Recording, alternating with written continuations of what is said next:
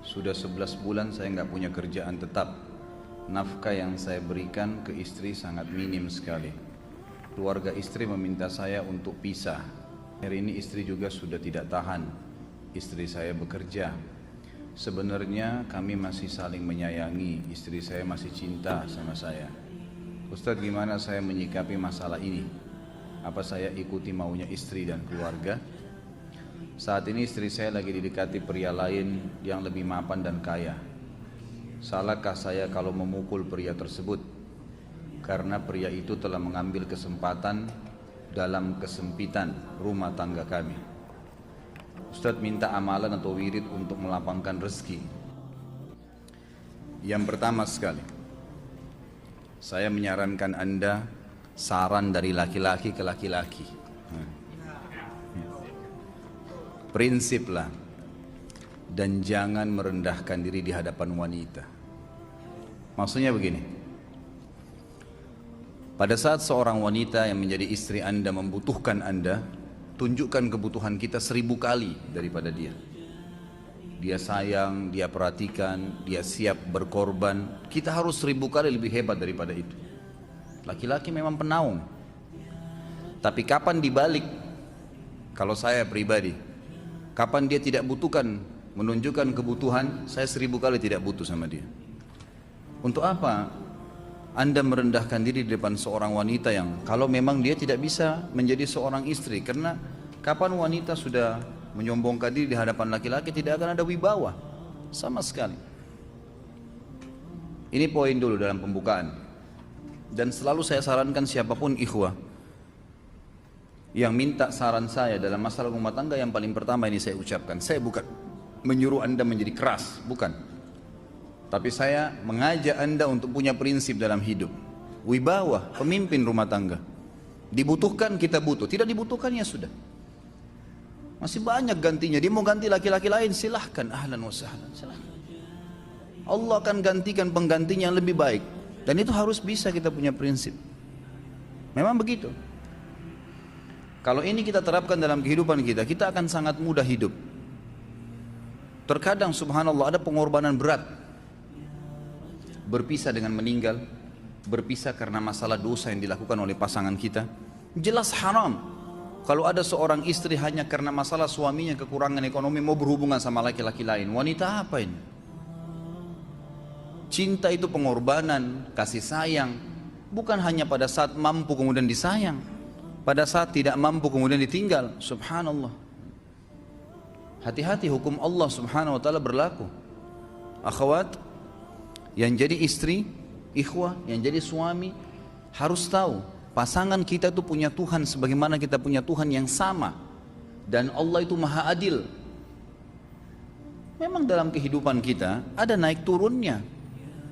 Dan makna cinta adalah pengorbanan. Itu sebenarnya. Kalau hanya kita kantongnya lagi penuh kemudian disuka sama istri, pada saat lagi tipis, lagi masalah kemudian dia mau berhubungan sama laki-laki lain, naudzubillah min dzalik. Wanita apa ini? Kalau saya tidak naungin. Kalau saya nggak naungin. Kamu mau sama dia silahkan. Ahlan sahlan, silahkan jalan. Kalau saya, istri saya sangat tahu prinsip saya.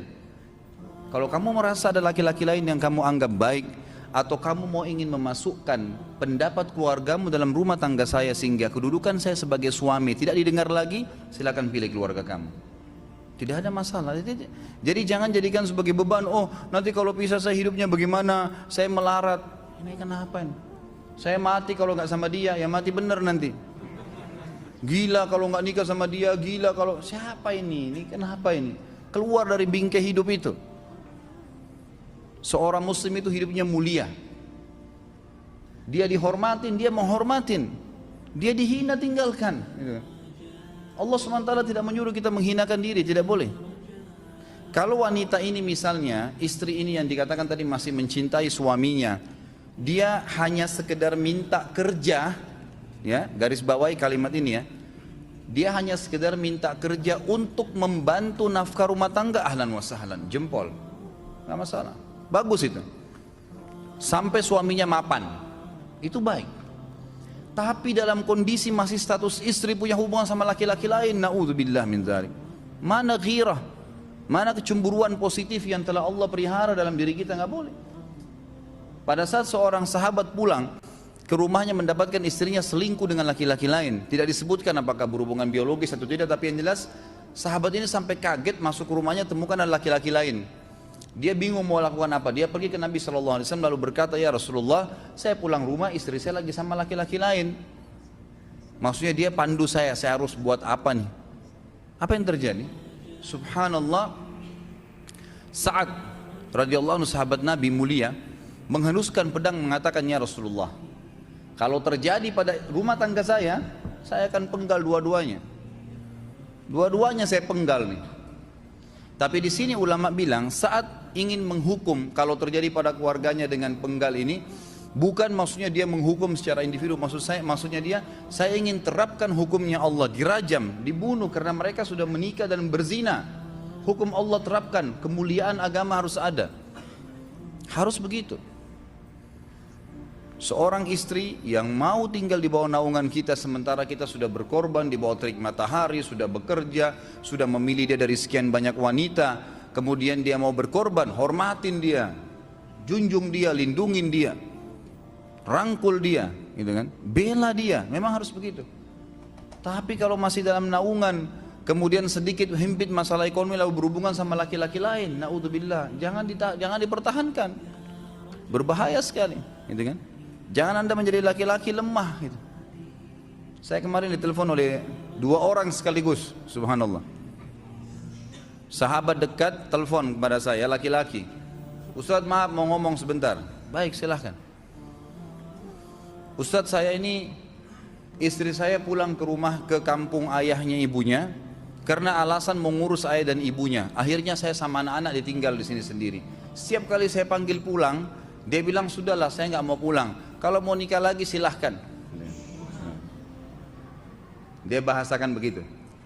Bagaimana sarannya Ustaz? Saya bilang nikah lagi. Dengan tegas saya bilang nikah lagi. Kalau tidak terbuka pintu fitnah. Perempuan itu kenapa harus pilih orang tuanya? Tidak boleh secara syar'i. Nggak boleh. Sudah menerima akad nikahnya seorang laki-laki. Laki-laki itu yang dinomorsatukan di atas ayahnya. Nggak ada alasan. Kalau suami izinkan boleh urus orang tua. Kalau nggak diizinkan tidak boleh. Nggak boleh. Bagaimana dia tinggalkan suaminya sama anaknya? Kaget itu saya katakan begitu. Iya, bahkan sekarang hukum poligami sudah wajib bagi Anda. Nggak boleh. Wajib sekarang. Ini ragu mau melangkah seakan-akan poligami itu dosa. Padahal dia ditinggal oleh istrinya. Bagaimana bisa ini? Ada laki-laki seperti ini nggak punya prinsip. Harus melangkah. Dia sudah dapat jawaban saya dikasih. Ini Ustaz, teman saya juga mau bicara. Masalahnya sama lagi. Ustaz, istri saya tinggalkan saya, Ustaz, kayak mau menangis. Sebentar, jangan pakai nangis laki-laki. Apa ini cengeng? Ditinggal wanita nangis, subhanallah.